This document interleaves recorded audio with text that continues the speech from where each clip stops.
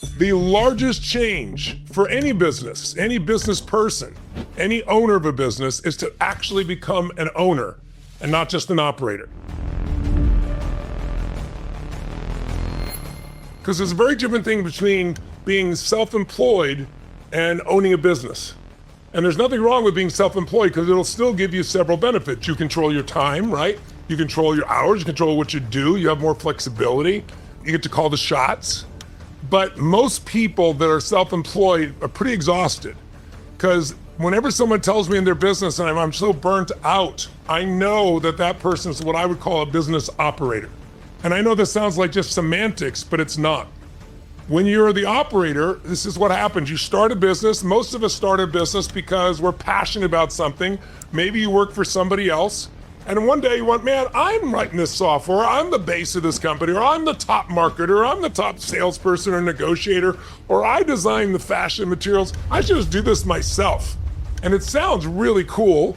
And you begin it. In the beginning, it's okay. Because if someone says, I want a green suit, you make them a green suit.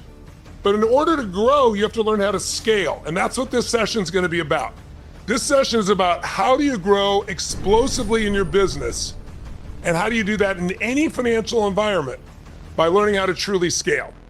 And scaling is where you're able to do something and keep growing it further and further. Think in terms of the difference between somebody like, I don't know, the city I grew up in, the little town I grew up in, there's a little burger shop there. And you might have had one in your town, Irv's Burgers, right? And it has people standing outside in line, different parts of the day to get in. It's so popular. It has the best burgers in town. And if I went back to that town, which I did about 5 years ago, it had been 30 years since I'd been there, and Irv's Burgers is still there. And Irv is a little older and there with his staff doing it, and he still makes one of the best burgers in town. The only problem is there was a guy over here named McDonald's, two brothers who came up with an idea, but what they did is they figured out how to scale it. Actually, they didn't.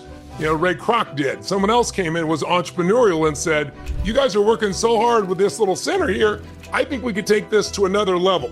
That it wouldn't cost, we don't have to spend a huge more amount of money. We could take this business and expand it. So the difference between Irv, by the way, does McDonald's have the best burger? The answer is no. But McDonald's sells more burgers than anybody on earth.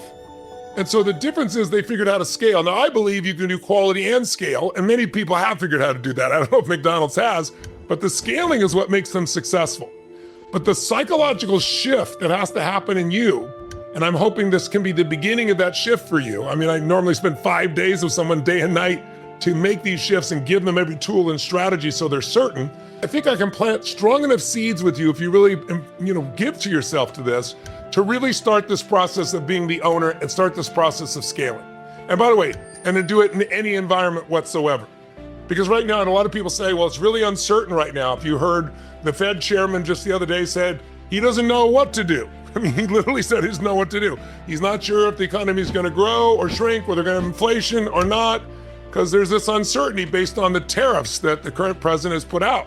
Now, whether you like that president or hate that president or have no feeling about the president doesn't matter. I'm an independent personally, so I voted on both sides of the aisle. But what I think is really important, there's a great lesson right now in what's happening in our economy. It's a time of uncertainty.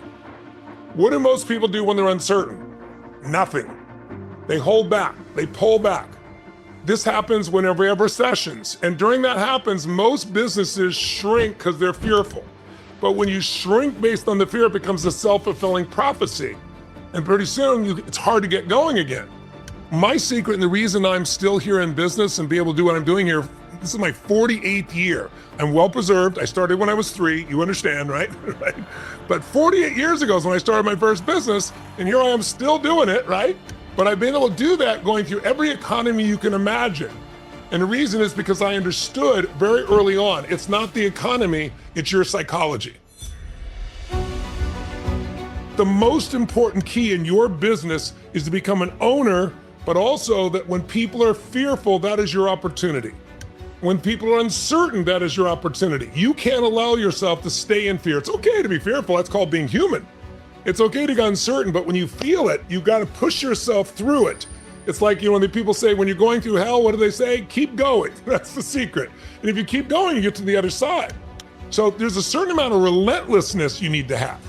And you gotta learn really how to put yourself in a position where you see beyond the moment, right? People only see this moment, usually make mistakes. You need to see beyond the moment, because when this all happened, the stock market compressed, people freaked out, and a lot of people sold their stock, and all across the news, they said, oh my God, we've lost $13 trillion in value. The president's destroyed the country, right? And again, I'm not promoting the president, I just want you to think beyond the headlines. Because otherwise, you'll be suckered into being in fear. Because if it isn't this president, it'll be something else. It'll be COVID. It'll be the environment. It'll be some reason why you can't succeed and you should be fearful and live in this place, because fear sells. If you're in a position where you're walking by in the old days, I'm old enough to remember newspapers, and sure enough, you go by and there'd be a headline. And if the headline said, great weather this weekend, you smiled and kept walking. If it said, big storm coming, you put your 50 cents in and you got it. Well, today it's in your pocket following you on your phone, obviously, but they get paid every time you look, every time you click. And they know for yourselves. That's why in the news business, they've always said, if it bleeds, it leads. If you're gonna be the owner of your business, the owner of your life, if you're gonna compete and be strong, you gotta manage this and this, your head and heart. You gotta learn how to manage your state. You got to learn to really think like an owner, not like an operator that's freaked out. An operator, by the way, is trying to do everything themselves because they go, I can't hire anybody else, I can't afford them, or I can't hire anybody else because, they won't be as good as me. And all those things probably are true in the beginning, but there's a way around them if you're resourceful and if you're relentless, if you're creative enough. 80% of success is psychology, mindset, the emotion, the beliefs of a person. 20% of determining their success is strategy. And it doesn't matter if it's a tiny business or someone just beginning or a big business, the principles are the same. How many of you know something that you need to change in your life, know how to change it, know you should change it, and still haven't changed it? Make a little noise if you can relate to this in some way. So that's not a how-to problem, that's a psychological shift, a shift in beliefs, a shift in emotion, and you have to condition that shift. So I can't do that all for today for you, but I can plant the seed that if you decide, you can consume it and you can go use it and you can immerse yourself. And immersion is how you're gonna make these changes. You might have to do a little pain in the short term to have a long-term success, but if you are relentless, you will experience it. Everybody wants to work at home. And it's so nice, it's so convenient, but it misses something. It misses mentorship, right? I remember I was listening to the CEO, of one of the largest banks in the world here, who kind of went off and they had an audio recording of it. But he was talking about this whole idea of virtual. He goes, it sounds nice, but then you're never gonna become anybody because you get around somebody you can learn from and absorb from. Just doing a Zoom every now and then doesn't do it. There's proximity is power. If you get around people that are the best in the world, you're gonna absorb some of it. If you're doing it from a distance, it's okay, but it's not the same. And so he met a man there at Bell Labs who became his mentor, but he was not nice to him. He just said, look kid, we got this problem. Go figure out how to solve it. And so, his parents had told him your job in life is to solve problems. So he went to the library in those days and he didn't even know what the words meant and what the problem was. He studied, he figured it out. He came back to the guy and he said, I figured this and this out, but I haven't figured that out. He goes, okay, I'm impressed you did that work. And he mentored him. He said, you look for this, this, and this. And he sent him off again. Well, within 3 weeks, he solved this huge problem for Bell Laboratories at 17 years old. And they said, this kid's a genius. No, his genius was relentlessness. His genius was he wouldn't give up. His genius was he was so hungry and driven that he was willing to do whatever it took. But then he kept coming back to this guy. And because he kept coming back to the mentor with hard work and results, the guy took an interest in him. And that's where his entire career started. And to this day, Robert will tell you, that same curiosity, that same relentlessness is the secret. Leaders are those that get results. What makes you a leader is not your age, it's not your position, it's your ability to get results, especially when other people aren't getting it. But if leaders are about getting results, the question you have to ask yourself is, how do you get results? And the answer is you solve problems. Our job as leaders of our businesses, of our families, of our lives, is to solve problems. Now, by the way, I hear people all the time, I tell people, you know what people's biggest problem is? If you had to say, what's people's biggest problem? Most people's biggest problem, I'll tell you what it is. They think they shouldn't have any, right? Problems are a sign of life. Problems are designed to sculpt our souls.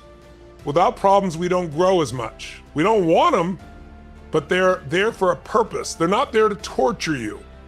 Now, if you're in business, you have problems. If you don't, you're not in business or you're ignorant, right? Now, you might call them challenges. That feels better. So if you don't have one, or if you don't have some problems, you should get on your knees and beg for some, because you're not going to be here very long. Think of it this way. There's a problem, and then most people ignore the problem, or they blame somebody for the problem, or they blame the world, or they blame the economy, or they blame themselves. Blame never improves anything. The only next step is you have to make a change.